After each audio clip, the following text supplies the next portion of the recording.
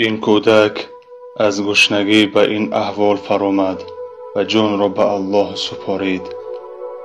هر یک سامانی تو، هر یک درهمی تو، هر یک یاری تو یک کودک بیگناه را از مرگ نجات می‌دهد با امر الله، با امر الله، با سببی که الله می‌دهد.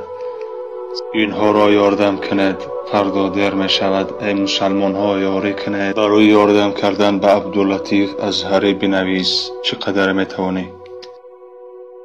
چندین برادر و خواهر ما یاردم کرده ایستادند و یاردم آنها به خود مظلومان فلسطین رسیده ایستاده است و تو هم ای مسلمان یاری کن، از قفای آنها نمان و تو هم یاری کن ای مسلمان.